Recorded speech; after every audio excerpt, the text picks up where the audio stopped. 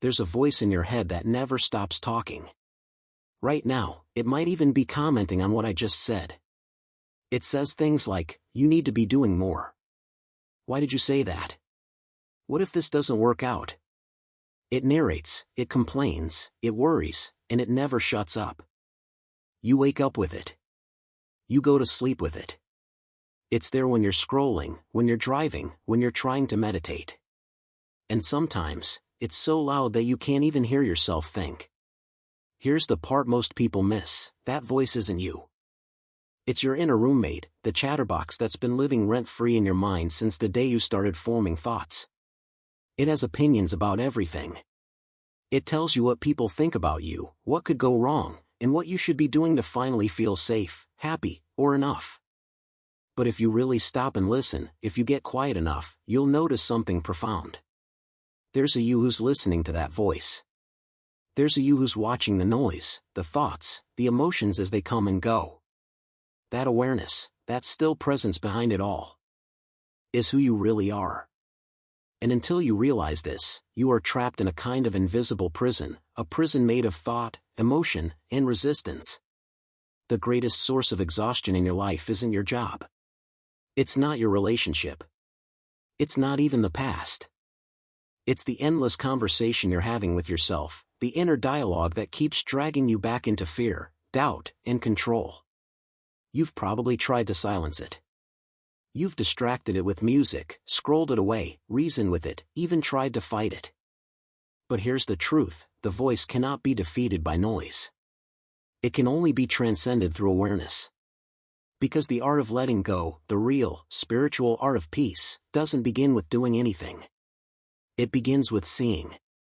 Seeing that you are not the voice inside your head. You are the one who hears it.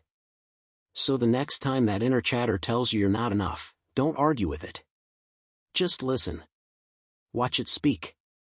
Let it tire itself out. Because the moment you realize you're not the voice, but the awareness behind it, that's the moment the walls of the prison start to crack. That's where freedom begins. What if peace isn't something you chase, but something that was always waiting for you, underneath the noise? In the next part, we'll meet the observer, the true self beyond the chatter, and learn how to separate from the inner roommate once and for all. The observer and the inner roommate. Close your eyes for a moment and listen. There's a voice talking in your head right now. Maybe it's saying, "This is silly," or "I don't hear anything." But notice something deeper: there's also a you that's listening to that voice. That listener, that silent watcher, is what Michael A. Singer calls the observer. It's not your thoughts, not your emotions, not your story. It's the awareness behind all of them. Imagine sitting in a movie theater. The screen lights up, scenes flash by, joy, heartbreak, drama, chaos, but no matter what happens on the screen, the one watching stays untouched. That's you. You are the one watching the movie of your mind. The chatter inside, the endless opinions, fears, and memories, is what Singer calls your inner roommate. And if you start paying attention, you'll realize this roommate is terrible company. It interrupts, criticizes, blames, and constantly imagines worst-case scenarios. It wants control over everything, yet it's never satisfied. Think about it: how often has that inner voice said something like, "You should be more productive. You shouldn't have said that. What if they don't like you?" And then, the moment you do something, it says, "You're trying too hard. Why are you so anxious?" It's never happy. And we've spent our lives believing it's us. But it's not. That's the first awakening, realizing that you are not the voice inside your head. You are the one who hears it. Once you begin to notice the distinction, an incredible shift happens. The constant inner noise loses some of its power. You begin to see that your mind is just doing what it's been programmed to do: comment, predict, worry, control. It's not personal. It's mechanical. The mind is like a roommate who never learned to stop talking. You don't have to evict them, you just stop mistaking their chatter for truth. This is the foundation of detachment. Detachment isn't coldness or indifference. It's freedom from the emotional roller coaster of your own thoughts. It's the ability to say, "Ah, there's my mind worrying again," instead of, "I am worried." Because the moment you shift from I am the noise to I am the witness, you unlock something extraordinary, inner space. And in that space, peace begins to enter. But if realizing you're not your thoughts brings peace, why does it still hurt so much to let go of them? In the next section, we'll uncover the hidden reason behind emotional attachment, the thorn buried deep within your heart that keeps you clinging to pain. The mechanism of the thorn. Let's talk about why letting go feels so painfully hard, even when you know it's the right thing to do. Every human being carries invisible thorns buried deep within their heart. These thorns are unresolved emotional wounds, moments of hurt, rejection, fear, or disappointment that we never truly allowed ourselves to feel and release. Imagine this: one day, someone says something that deeply embarrasses you. You feel that sharp sting in your chest, that's emotional pain. But instead of allowing it to pass through you, you resist it. You suppress it. You tell yourself, I don't care, or it's fine.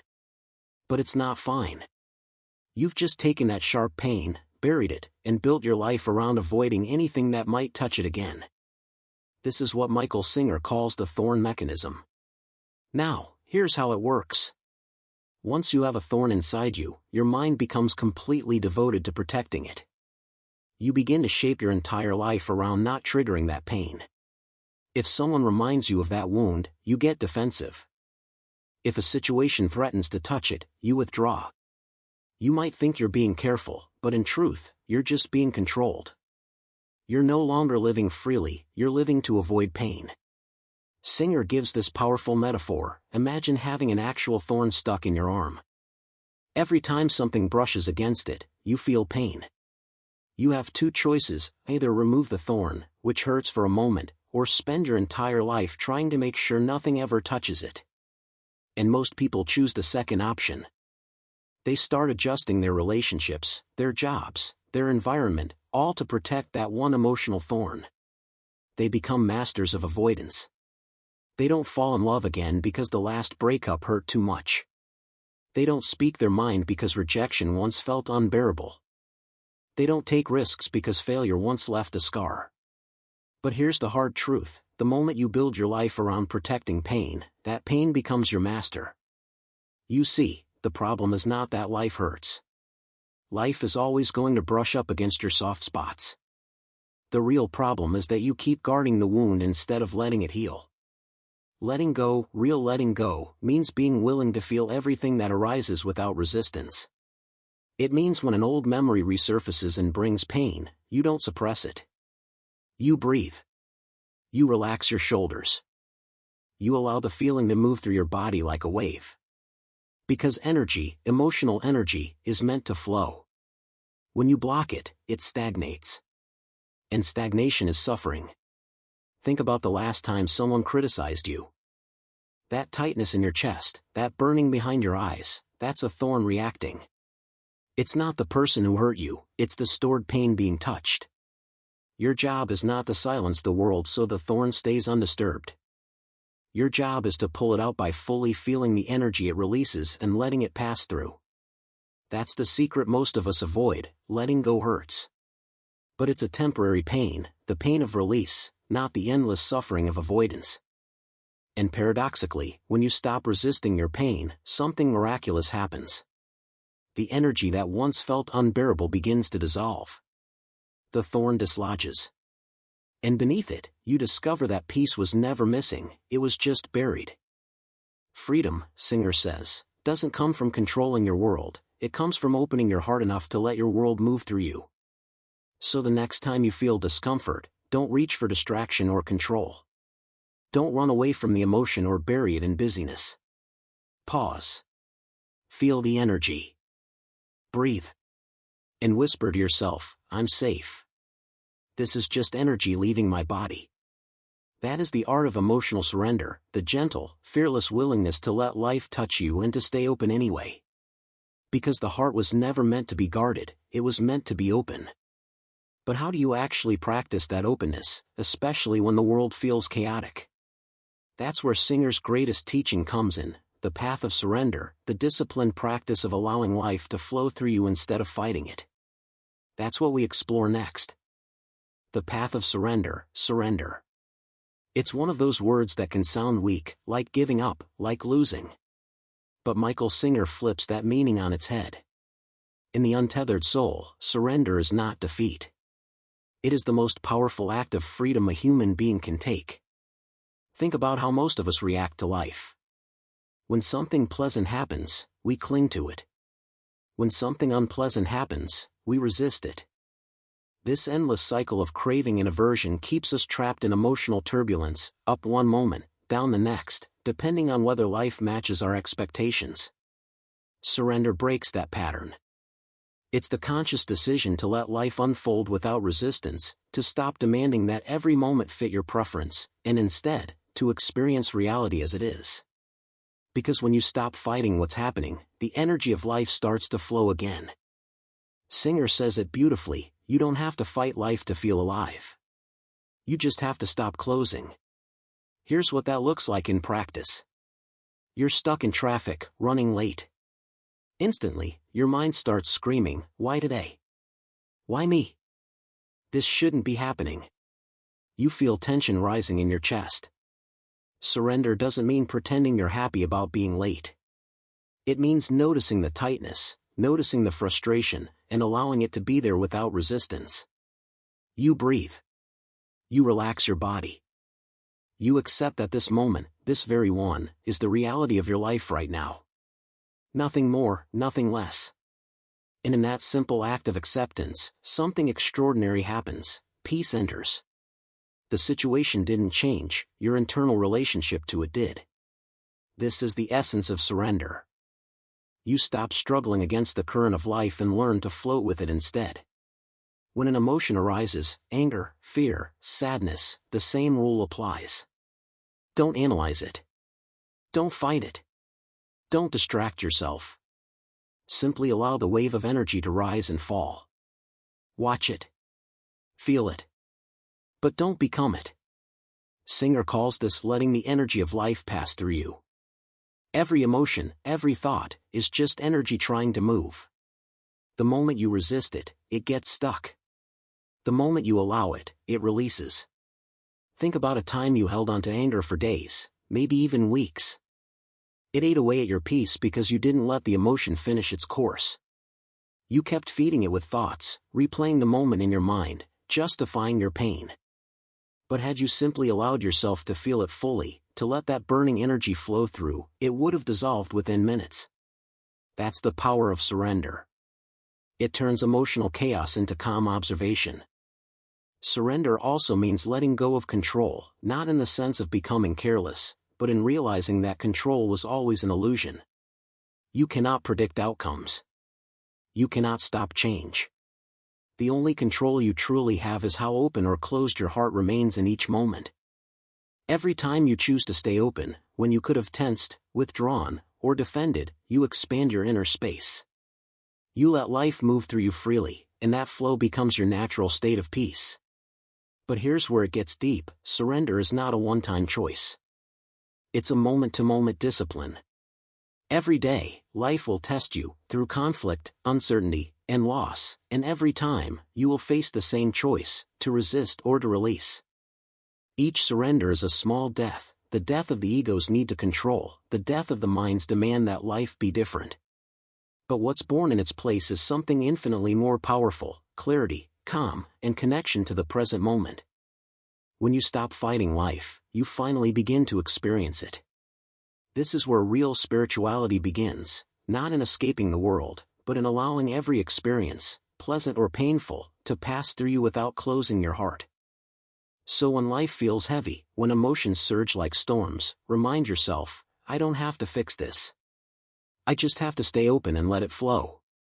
That is surrender, not weakness, but the purest strength of all.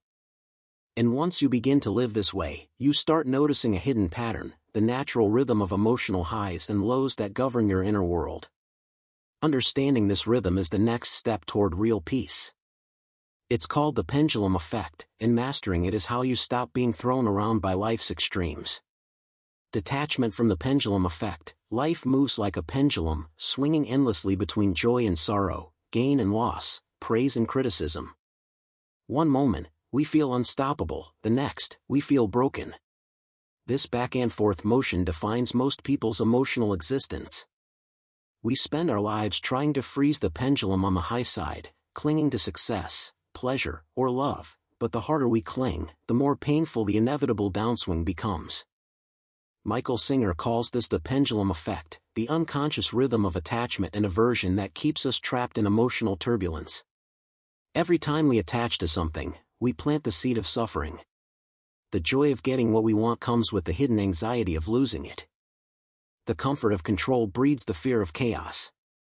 We call it love, ambition, or passion, but much of it is disguised attachment, our attempt to manipulate life so it constantly gives us pleasure and avoids our pain. Letting go of this pendulum doesn't mean becoming numb or detached from the world. It means experiencing fully without clinging. When something beautiful happens, you appreciate it deeply, but you don't make it your source of peace. When something painful arrives, you let it pass through without turning it into an identity. This middle path is not cold, it's equanimity, a state of deep calm that doesn't depend on external conditions. Imagine a sunset. You watch the sky melt into gold and crimson, knowing that in minutes, it will fade into night. You don't try to hold the sun in place. You simply experience it, fully aware that beauty is temporary, and that's what makes it sacred. This is the essence of detachment. Singer describes this detachment as the freedom to stay centered no matter where the pendulum swings. You stop needing life to be one particular way. You let pleasure come and go. You let pain come and go. You stop bargaining with reality. And paradoxically, that's when you begin to experience true joy, not the temporary high of getting what you want, but the quiet joy of being okay with whatever is. This doesn't make you indifferent, it makes you alive. You start to see the world as it truly is, dynamic, changing, impermanent, and instead of fighting those shifts, you flow with them. It's like being in the middle of a storm but remaining rooted in stillness. The waves rise and fall, but the depth of the ocean stays calm. That depth is your awareness. When you practice detachment, life stops feeling like a roller coaster of highs and lows. You begin to live from that still depth, the space of witnessing, where everything comes and goes, but you remain. This is the hidden lesson of the pendulum: the highs were never the goal, and the lows were never the punishment. Both were simply movements of energy, guiding you back toward balance, back toward center. The moment you stop resisting the swing, when you no longer chase one side or avoid the other, the pendulum's motion begins to slow. What remains is a state of profound peace, not the peace of escape, but the peace of alignment. And when you reach that center, you're ready for the deepest realization of all, the truth that everything, even this body, even this life, will pass. The final lesson of letting go is not just emotional, it's existential. It's about meeting impermanence face to face, and discovering that what you truly are cannot fade. That's where we go next, the final act of letting go. There comes a moment in every spiritual journey when you face the most profound truth of all: everything ends. Every thought, every breath, every relationship, every dream you've ever had, all of it is temporary. This is not meant to frighten you, it's meant to free you. Because only when you understand impermanence can you finally stop clinging to what was never meant to last. Michael Singer calls this the ultimate act of letting go, the conscious recognition of death, not as tragedy, but as liberation. Most people spend their entire lives running from the idea of death, pretending it's distant. But the truth is, death is not waiting at the end of your life, it's happening in every moment. Every second, something in you dies, an old thought, a moment of emotion, a cell in your body. And with every death, something new is born. When you resist this natural rhythm, you suffer. You fight against the flow of life, trying to hold still what is meant to move.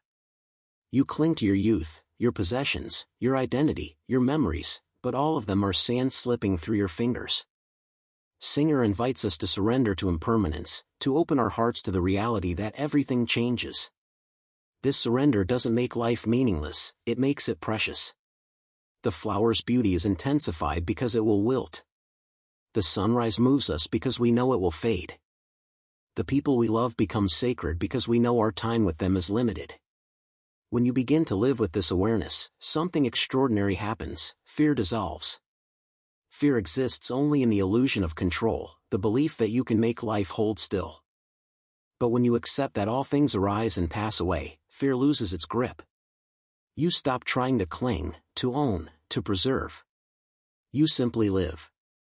In this state, you realize that you are not the body that dies, nor the mind that changes. You are the consciousness that witnesses both. You are the silent awareness that has always been there, before your first thought, before your first memory. The same awareness that watched you as a child is watching you now. It has never changed, even though everything else has. This realization is the key to true freedom. When you stop identifying with the temporary, your thoughts, emotions, achievements, you return to what is eternal. You begin to experience life as a flowing river, not a fixed structure. You no longer fight the current, you float with it. In this flow, every loss becomes sacred. You start to see endings not as failures, but as transformations. The death of one moment gives birth to the next. The closing of one door allows another to open. You stop demanding permanence and instead find peace in the dance of change. This is what it means to die before you die, to release everything now, while you're still alive, so that nothing can hold you hostage later. When you live this way, every moment becomes complete. There's no more grasping, no more running, no more resistance. Singer writes that when you live in alignment with impermanence, you are no longer afraid of life, and you are no longer afraid of death. You become part of the flow itself, vast, infinite, unbreakable. And when the final moment comes, when your breath leaves your body, it won't be the end. It will be just another wave dissolving back into the ocean. The art of letting go was never about loss. It was about discovering what never leaves, the timeless awareness within you that watches it all unfold in peace. Letting go isn't something you master once, it's something you practice every single day. It is not a grand event but 1,000 tiny moments of surrender, choosing peace over control, presence over panic, awareness over reaction. The art of letting go is the art of freedom, and freedom begins the moment you stop fighting with life. Michael Singer's message is simple but radical: life itself knows what it's doing. You don't need to micromanage it. You don't need to constantly analyze, defend, or fix every emotion that passes through you. Your only job is to stay open, to allow each moment, pleasant or painful, to come and go without clinging or pushing away. Every time you notice your mind spiraling into judgment, self-criticism, or fear, pause. Take a breath. Step back into the observer's seat. Watch your inner roommate, that anxious voice that always has something to say, without becoming it. This simple act of noticing is the doorway to inner peace. Because when you observe the voice instead of obeying it, you reclaim your power. Freedom doesn't mean you stop feeling emotions, it means emotions stop controlling you. Anger may still arise, but you don't let it harden into bitterness. Fear may still visit, but you don't let it dictate your choices. Sadness may still touch you, but you don't let it drown you. You allow everything to pass through, untouched by your resistance. In that space of surrender, something magical happens, the world softens. Life becomes lighter. The people who used to trigger you lose their power over your emotions. The mistakes that once haunted you turn into teachers. The future no longer feels like a threat, it feels like an unfolding mystery. This is the ultimate peace, to be fully alive without being entangled. You can love without possession, work without obsession, give without depletion, and live without fear. Because you finally realize that nothing you lose can take away what you truly are, pure, limitless consciousness. Singer reminds us that the journey doesn't end when the mind goes quiet, that's when it truly begins. When you stop resisting, you start flowing. When you stop clinging, you start receiving. You no longer need to control life because you trust life. You no longer need to protect yourself because you are no longer at war with yourself. The art of letting go is the ultimate act of courage, to meet life as it is, moment by moment, without armor. It's to open your heart even when it hurts, to trust even when you're scared, to surrender even when you don't understand. So the next time your inner roommate begins to whisper fear, remember, that's just the old program trying to protect itself. Smile at it. Watch it. Let it pass. Then take a breath, return to awareness, and let go once more. You are not the chaos within you. You are the sky, vast, still, unbothered, and all your thoughts and emotions are just passing clouds. Let them move. Let them dissolve. Because peace isn't something you find, it's something that's revealed when you stop clinging to what was never yours to control. Take one small step toward freedom today. The next time you feel tension, in traffic, in a conversation, in your own mind, pause. Don't react. Don't fix. Just notice. Let it pass through you like a wave through water.